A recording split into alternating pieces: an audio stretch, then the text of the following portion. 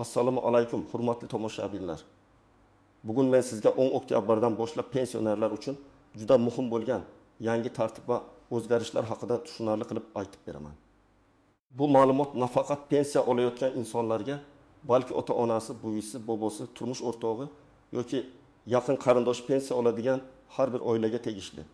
Chunki bitta hujjat yetishmasa, bitta ariza vaqtida yozilmasa yoki bitta xabar e'tiborsiz qolsa, pensiya to'lov kechikishi, qayta hisob kitob cho'zilishi yoki ortiqcha yugur paydo bo'lishi mumkin. Shuning uchun videoni oxirigacha ko'ring. Men hammasini oddiy tilda misollar bilan tushuntiraman. Kim xavotir olish kerak? Kimda hech narsa o'zgarmaydi? Qaysi holatda pensiya jamg'armasiga borish kerak? Qaysi holatda bankka murojaat qilinadi? Qanday hujjatlar tayyor turishi kerak? Hozirning o'zida kanalga obuna bo'ling, videoga like bosing. Chunki bunday ogohlantirishlar ko'p odamni keraksiz muammodan saqlab qoladi. Avval qanday edi? Ko'pchilik pensionerlar pensiyasini odatdagi tartibda olardi. Kimdir bank kartasiga, kimdir naqd shaklida, kimdir ishonchnoma orqali yaqin qarindoshi yordamida. Ayrimlar pensiyasi har oy bir kunda tushishiga o'rganib qolgan. Masalan, 5 sana, 10 sana yoki 15 sana atrofida. Odamlar ko'pincha bitta narsaga ishonib qoladi. Pensiyam keladi, demak hammasi joyida. Lekin amalda pensiya tizimida ma'lumotlar doim tekshiriladi. Fuqaroning yashash manzili, pasport yoki ID karta ma'lumotlari, bank rekvizitlari, ish staji, ish joyi, nogironlik guruhi, bo'g'uvchisini yo'qotganlik holati, ishonchnoma muddati va boshqa ma'lumotlar muhim hisoblanadi. 10 oktyabrdan keyingi asosiy o'zgarish shundaki, pensiya to'lovlari va pensiya ishlaridagi ma'lumotlar yanada qat'iy tekshiriladi. Bu nimani anglatadi? Endi ayrim pensionerlardan ma'lumotlarni yangilash, bank kartasini tasdiqlash, shaxsini aniqlashtirish, ishonchnoma muddatini qayta ko'rsatish yoki qo'shimcha hujjat topshirish talab qilinishi mumkin. Men bu yerda eng muhim fikrni aytaman. Hamma pensionerning pensiyasi to'xtab qoladi degani emas. Lekin ma'lumotida nomuvoffiqlik bor, kartasi faol emas, hujjati eskirgan. Ishonchnoma muddati tugagan yoki qayta hisob kitobga asos bor pensionerlar albatta tayyor turishi kerak. Masalan, pensionerning eski pasportidagi ma'lumot bilan bankdagi ma'lumot boshqa bo'lib qolgan bo'lsa, tizim to'lovni tekshirishga chiqarishi mumkin. Yoki pensioner karta ochgan, lekin karta muddati tugagan, telefon raqami almashtirilgan, bank ilovasiga kira olmaydi. Bunday holatda pul yo'q olmaydi. Lekin tushish kechikishi mumkin. Kechikish esa oddiy odam uchun katta muammo. Dori olish, kommunal to'lov qilish, oziq-ovqat xarid qilish aynan shu pulga bog'liq bo'ladi. Endi men sizga kimlar birinchi navbatda e'tiborli bo'lishi kerakligini batafsil tushuntiraman. Birinchi guruh pensiyasini bank kartasi orqali oladiganlar. Agar sizning kartangiz muddati 2024 yoki 2025 yil ichida tugagan bo'lsa, kartaning oxirgi sanasiga qarang. Masalan, kartada 1024 deb yozilgan bo'lsa, bu karta 2024 yil oktyabr oxirigacha amal qilgan bo'ladi. Agar 10 oktyabrdan keyin tizim to'lov yuborayotganda karta faol emasligi aniqlansa, pensiya qaytib ketishi yoki keyingi tekshiruvga tushishi mumkin. Men bunday vaziyatda pensionerga birinchi navbatda bankka borishni maslahat beraman. Bankda pensiya tushadigan kartam faolmi, rekvizitim to'g'rimi? Telefon raqamim tizimda to'g'ri turibdimi deb so'rash kerak.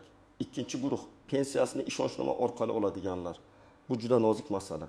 Masalan, pensioner yoshi katta, o'zi bankka yoki pochta bo'limiga bora olmaydi. O'g'li, qizi yoki nabirasi ishonchnoma asosida pulni olib keladi. Lekin ishonchnoma muddati 6 oy, 1 yil yoki belgilangan boshqa muddatga berilgan bo'lishi mumkin. Muddati tugagan bo'lsa to'lovni olishda muammo chiqadi. Odamlar ko'pincha oldin shu hujjat bilan olib yurardi-ku deydi. Lekin yangi tartibda muddat, shaxsiy ma'lumotlar va vakolat aniq tekshiriladi. Demak, ishonchnoma bor oilalar hozirdan hujjatning amal qilish muddatini ko'rib chiqsin. Uchinchi guruh ishlayotgan pensionerlar. Ko'p odam pensiyaga chiqqandan keyin ham ishlashda davom etadi. Bu qonuniy holat. Lekin ishlayotgan pensionerning ish staji, sug'urta badallari yoki mehnat faoliyati bo'yicha ma'lumotlari elektron tizimda to'g'ri aks etishi kerak. Agar yangi ish joyi ko'rsatilmagan, mehnat shartnomasi noto'g'ri rasmiylashtirilgan yoki ish staji bo'yicha farq paydo bo'lgan bo'lsa, qayta hisob kitobda chalkashlik chiqadi. Masalan, bir pensioner 2022 yildan 2024 yilgacha qo'shimcha ishlagan. lekin ish beruvchi ma'lumotlarni vaqtida kiritmagan. U odam pensiyasini oshirishga haqli bo'lishi mumkin, ammo tizimda ma'lumot bo'lmasa, pul avtomatik ko'paymaydi. Shuning uchun ishlayotgan pensionerlar ish joyidan ma'lumotnoma yoki elektron mehnat daftarchasidagi yozuvlar to'g'riligini tekshirish kerak. 4-guruh nogironlik pensiyasi yoki nafaqasi oladiganlar.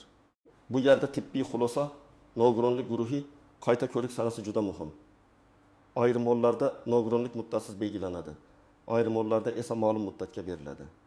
Agar qayta ko'rik vaqti o'tib ketgan bo'lsa yoki tibbiy hujjat tizimga tushmagan bo'lsa, to'lovlar tekshiruvga tushishi mumkin. Men ko'p hollarda shuni ko'raman, odam mening holatim o'zgarmagan deydi. Lekin hujjat muddati tugagan bo'ladi. Davlat organi esa og'zaki gapga emas, rasmiy ma'lumotga qaraydi. Shuning uchun tibbiy ijtimoiy ekspertiza bilan bog'liq sanalarni albatta tekshiring. 5-guruh boquvchisini yo'qotganlik pensiyasi oladigan oilalar. Bu turdagi to'lovlarda farzandning yoshi, o'qishi, kunduzgi ta'limda ekanligi, nikoh holati kabi ma'lumotlar ahamiyatli bo'lishi mumkin. Masalan, bola 18 yoshga to'lgan, lekin oliy ta'limda kunduzgi bo'limda o'qiyotgan bo'lsa, ayrim holatlarda to'lov davom etishi uchun o'qish joyidan ma'lumot kerak bo'ladi. Agar bu ma'lumot vaqtida tasdiqlanmasa, to'lov to'xtab turishi mumkin. Keyin odam hujjat olib keladi. Pul qayta hisoblanadi, lekin bir necha hafta vaqt ketadi. Demak, o'quvchi yoki talaba farzand nomiga to'lov olayotgan oilalar 10 oktyabrdan keyin ayniqsa ehtiyot bo'lsin. Endi aniq misollar bilan tushuntiraman. Birinchi misol. Toshkent viloyatida yashovchi 18 yoshli pensioner oyiga 1.200.000 so'm pensiya oladi. Uning bank kartasi muddati tugan, lekin u buni sezmagan. 10 oktyabrdan keyin pensiya odatdagi sonda tushmadi. U avval pensiya jamg'armasiga bordi, navbat kutdi, keyin bankka yuborildi. Aslida muammo bank kartasida edi. Agar u oldindan kartani almashtirganda pul vaqtida tushardi. Shuning uchun karta masalasi oddiy ko'rinsa ham juda muhim. Ikkinchi misol, 25 yoshli ayol pensiyasini qizi orqali oladi. Ishonchnoma 1 yilga berilgan, muddati esa sentyabr oyida tugagan. Qizi oktyabrda pul olishga borganida to'lov berilmagan. Bu holatda hech kim pensiyani bekor qilmaydi. Lekin hujjat yangilanmaguncha pulni olish qiyinlashadi. Natijada notariusga borish, pensionerning holatini tasdiqlash, yangi ishonchnoma rasmiylashtirish kerak bo'ladi. Agar oila buni oldindan bilganda muammo bo'lmasdi. 3-misol, ishlayotgan pensioner 3 yil davomida qo'shimcha staj to'plagan. U pensiyasi oshadi deb o'ylagan. Hech qanday ariza bermagan, ish joyidagi ma'lumotlar ham to'liq kiritilmagan. Natijadagi pensiya eski miqdorda kelishda davom etgan. Bu yerda odam o'z haqini talab qilishi kerak. Ish beruvchidan ma'lumotni tekshirtiradi. Pensiya jamg'armasiga qayta hisob-kitob bo'yicha murojaat qiladi, marzat topshiradi. Og'zaki so'rash yetarli emas. Ariza raqami bo'lishi kerak. Endi istisnolar. Yashirin nozik joylar va ko'pchilik bilmaydigan masalalarga o'tamiz. Birinchi nuanji, pensiya kechiksa, bu doim ham pensiya bekor bo'ldi degani emas. Ba'zan bank rekviziti yangilanadi. Ba'zan tizimda texnik tekshiruv bo'ladi. Ba'zan hujjat mosligi tekshiriladi. Lekin men pensionerlarga bitta qoidani aytaman. Agar pensiya odatdagi kundan 3-5 kuni o'tib ham tushmasa, jim o'tirmang. Bankdan boshdan keyin pensiya jamg'armasiga murojaat qiling. Chunki muammo qayerdaligini bilmasdan turib yechim topib bo'lmaydi. Ikkinchi nuanji, SMS kelmasa ham pul tushgan bo'lishi mumkin. Ko'pchilik telefon raqamini almashtirgan. SMS xabarnoma ulanmagan yoki bank xizmatida nosozlik bo'lgan holatlarda pensiyam tushmadi deb o'ylaydi. Shuning uchun bankomat, bank ilovasi yoki bank xodimi orqali hisobni tekshirish kerak. Aksincha holatda ham bo'ladi. SMS keldi, lekin karta bloklangan puldan foydalanib bo'lmaydi. Bunda ham bankka murojaat qilinadi. 3-nuanji, ortiqcha to'langan pensiya masalasi. Agar tizimda keyinroq ma'lum bo'lsa, masalan, odamning ma'lumoti o'zgargan, huquqi tugagan yoki hujjati noto'g'ri bo'lgan, ortiqcha to'langan summa qaytarilishi talab qilinishi mumkin. Men odamlarni qo'rqitmoqchi emasman, lekin bu muhim. Masalan, boquvchisini yo'qotganlik pensiyasi oluvchi farzand o'qishni tashlagan, lekin bu haqida vaqtida xabar berilmagan. To'lov davom etgan. Keyin tekshiruvda aniqlansa, ortiqcha olingan summa qarz sifatida chiqishi mumkin. Shuning uchun davlat bilmasa bo'ldi deb o'ylash katta xato. Hamma narsa elektron tizimlar orqali baribir solishtiriladi. 4-nuanji, yashash joyi o'zgarganda pensiya ishi. Agar pensioner boshqa tuman yoki viloyatga ko'chgan bo'lsa, ro'yxat, manzil va xizmat ko'rsatuvchi bo'lim masalasi muhim bo'ladi. Ba'zida odam Toshkentda ro'yxatda turadi, lekin Samarqandda yashaydi. Pul bank kartasiga tushsa, katta muammo bo'lmasligi mumkin, lekin hujjat, qayta hisoblash, tibbiy ko'rik yoki ijtimoiy yordam masalasida manzil nomuvofiqligi qiyinchilik tug'diradi. Shuning uchun doimiy yoki vaqtincha yashash joyi bo'yicha ma'lumotlar to'g'ri bo'lishi kerak. 5-navbatchi, pensioner vafot etgan holatda oila nima qilishi kerak? Bu juda nozik, lekin hayotiy masala. Vafot etgan shaxs nomiga pensiya kelib qolsa, uni ishlatish mumkin emas. Keyinchalik bu summa qaytarilishi talab qilinadi. Oila dafn puli, meros, oxirgi to'lov yoki boshqa qonuniy huquqlar bo'yicha murojaat qilishi mumkin. Lekin kartadan shunchaki pul yechib olish xavfli. Men har doim tavsiya qilaman. Bunday holatda fidya hujjati, o'lim haqidagi guvohnoma va qarindoshlik hujjatlari bilan mas'ul organlarga murojaat qiling. 6-navbatchi. Firibgarlardan ehtiyot bo'lish. 10 oktyabrdan keyingi o'zgarishlar haqida turli xabarlar tarqalishi mumkin. Kimdir telefon qilib, pensiyangiz to'xtab qolmasligi uchun karta raqamingizni, SMS kodini ayting desa, bu firibgarlik. Hech qaysi rasmiy xodim sizdan bank kartangizning to'liq raqami, PIN kod, SMS kod yoki ilova parolini so'ramaydi. Agar shunday qo'ng'iroq bo'lsa, darhol aloqani uzing. Pensionerlar ko'pincha ishonuvchan bo'ladi. Firibgarlar esa aynan shundan foydalanadi. Yaqinlaringizga ham ayting. Ota-onangizning telefoniga kelgan har qanday shubhali xabarni tekshirib bering. Endi nima qilish kerakligini aniq tartibda aytaman. 1-qadam. Shaxsiy hujjatlaringizni tekshiring. ID karta yoki pasport amaldami? Familiya, ism, tug'ilgan sana, JSHR raqami to'g'rimi? Hujjatda xato yo'qmi? Agar pasport almashtirilgan bo'lsa, bank va pensiya tizimida yangi ma'lumot aks etganiga ishonch hosil qiling. Ba'zan odam ID karta oladi, lekin bankdagi eski pasport ma'lumoti qolib ketadi. To'lov tizimi esa buni mos kelmaydigan ma'lumot deb ko'rishi mumkin. 2-qadam. Bank kartangizni tekshiring. Kartaning amal qilish muddati, bloklanmaganligi, hisob raqamining faolligi, telefon raqami to'g'riligi, SMS xabarnoma yoki bank ilovasi ishlashini ko'ring. Bankka borganingizda shunday deng: mening pensiya to'lovim shu kartaga tushadi. 10 oktyabrdan keyingi to'lovlarda muammo bo'lmasligi uchun rekvizitlarimni tekshirib bering. Bu oddiy jumla. Lekin xodimga masalaning mohiyatini aniq tushuntiradi. 3-qadam, pensiya jamg'armasi bo'limiga murojaat kerakmi, yo'qmi, shuni aniqlang. Agar pensiyangiz odatdagidek tushayotgan bo'lsa, kartangiz faol bo'lsa, hujjatlaringiz joyida bo'lsa, har oy bir xil tartibda olsangiz, shoshilinch borish shart bo'lmasligi mumkin. Lekin pensiya kechiksa, miqdori kamayib qolsa, qayta hisob-kitob bo'yicha savol bo'lsa, yangi staj qo'shilgan bo'lsa, nogironlik yoki boquvchisini yo'qotganlik bo'yicha hujjat muddati yaqinlashgan bo'lsa, albatta murojaat qiling. 4-qadam.